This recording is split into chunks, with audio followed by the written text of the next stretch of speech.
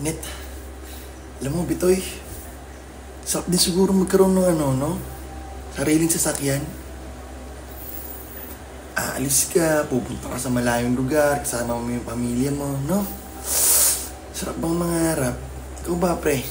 Mangarap mo di mo magkaroon ng ganon? Ha? Ano? Sasakyan? Siyempre, gusto ko rin yan. Sino ba may ayaw ng ganyan?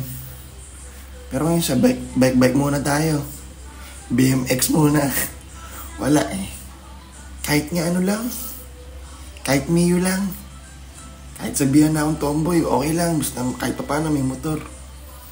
Pero syempre, mas maganda nga may sasakyan, pre. Maganda rin yan. Pangarap ko din yan. Isa din sa mga pangarap ko yan. Pero muna ka ng soft drinks. Ano? Ang dami mong pangarap sa buhay. Woo! Sarap!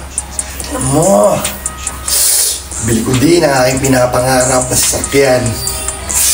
Harap, di ko akalain magkakaroon ako ng ganito. Woo! Thank you, Lord.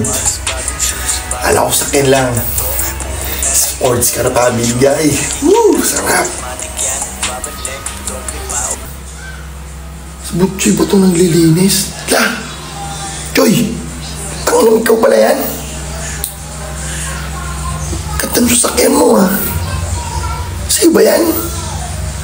Ano ko nakabili niyan? Ako ba, pare? Alam mo na, matagal ko na itong pangarap.